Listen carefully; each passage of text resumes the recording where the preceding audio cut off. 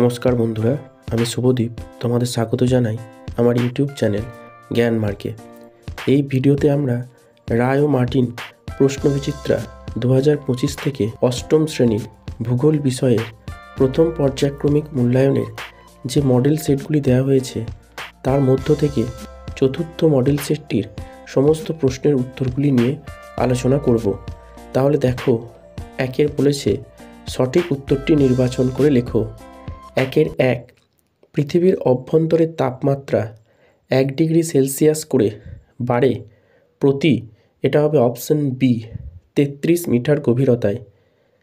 2 শিয়াল, এটা হবে অপশন এ, গ্রানাইট শিলা দ্বারা গঠিত।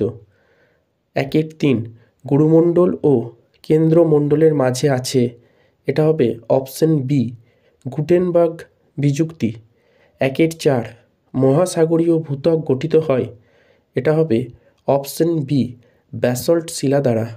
5 পৃথিবীর ব্যাসার্ধ হলো, এটা হবে অপশন এ, 6370 কিলোমিটার।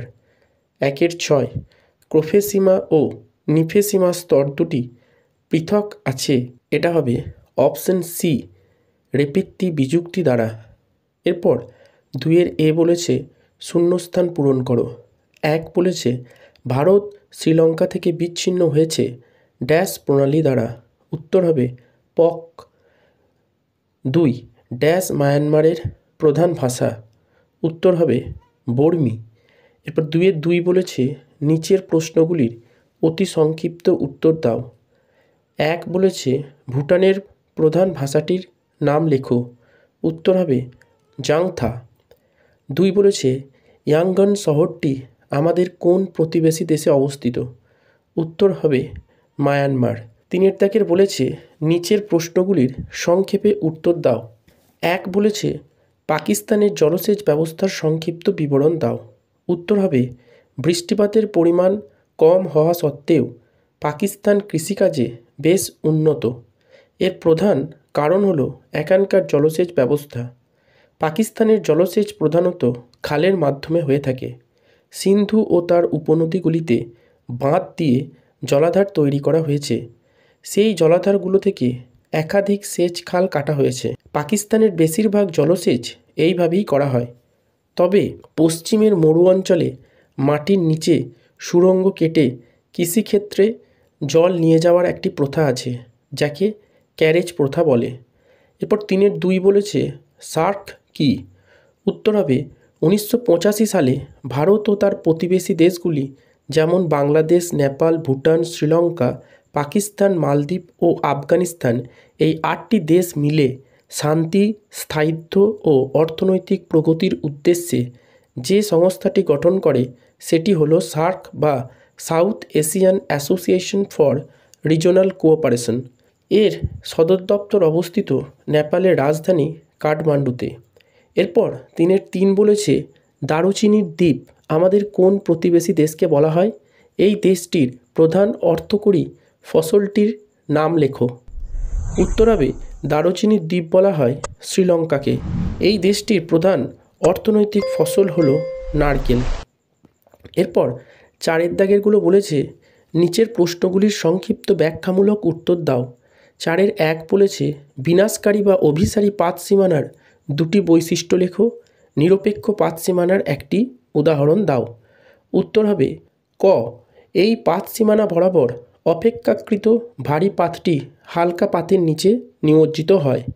খ, এই পাত সীমানা বরাবর উচ্চ তীব্রতার ভূমিকম্প এবং অগ্ন্যুৎপাতের মতো ঘটনা ঘটতে দেখা যায়। একটি নিরপেক্ষ পাত সীমানার উদাহরণ হলো আমেরিকা যুক্তরাষ্ট্রের ক্যালিফোর্নিয়ার উত্তর দক্ষিণে বিস্তৃত সান আন্দ্রিস চ্যুতি। এরপর 4 বলেছে ভূকম্পনের ফলে সৃষ্ট এস তরঙ্গের 2টি বৈশিষ্ট্য লেখো।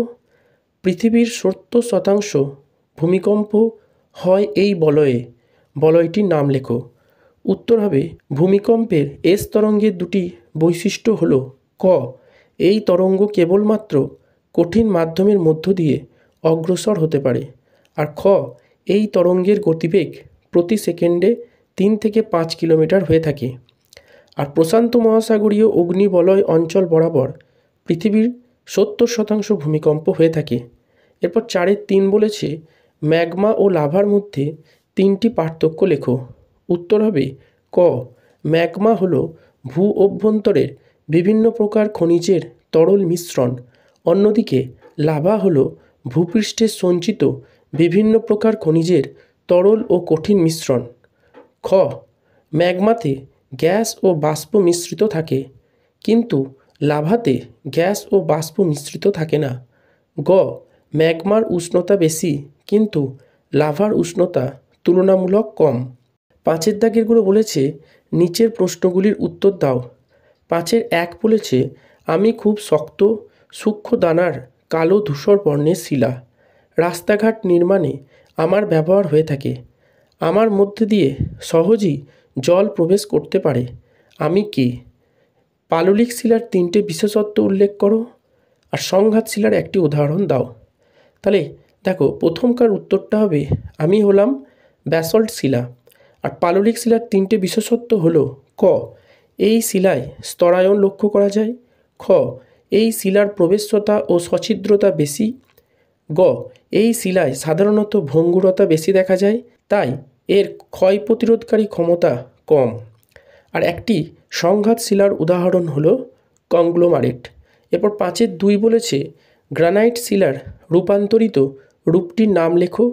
আগ্নেয় শিলার 3টি বিশেষত্ব লেখো আর জিপসামের একটি ব্যবহার লেখো। উত্তর হবে গ্রানাইটের রূপান্তরিত রূপটি হলো নিস। আর আগ্নেয় শিলার 3টে বিশেষত্ব হলো ক। এই শিলা ভীষণ শক্ত ও ভারী হয়। খ। এই শিলায় উল্লম্ব দারণ ও ফাটল দেখা যায়, তাই এই শিলার প্রবেশ্যতা বেশি। গ। এই শিলার ভঙ্গুরতা যথেষ্ট কম হওয়ায় ক্ষয় প্রতিরোধের ক্ষমতা বেশি। আর জিপসাম ব্যবহৃত হয় সিমেন্ট শিল্পে। এরপর 5-3 বলেছে শিলা কি?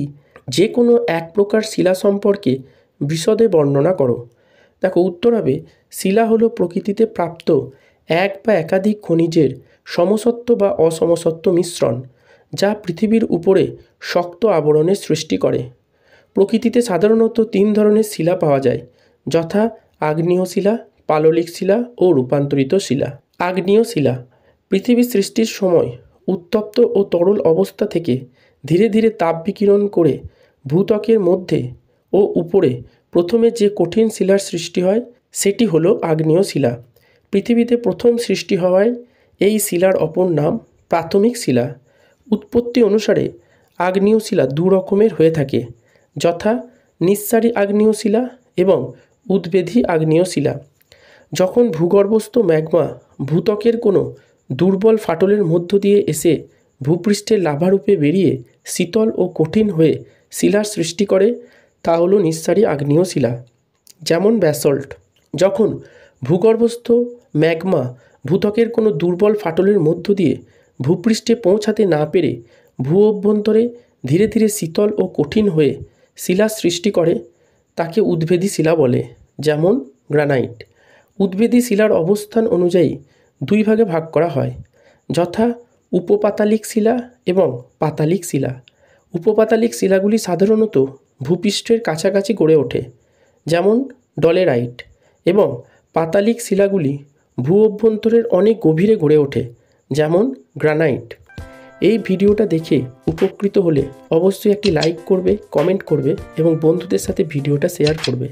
আর চ্যানেলটিতে নতুন হলে অবশ্যই সাবস্ক্রাইব করে পাশে থাকা বেল আইকনটি প্রেস করে দেবে, যাতে পরের ভিডিওর নোটিফিকেশন তোমরা সকলের আগে পেতে পারো।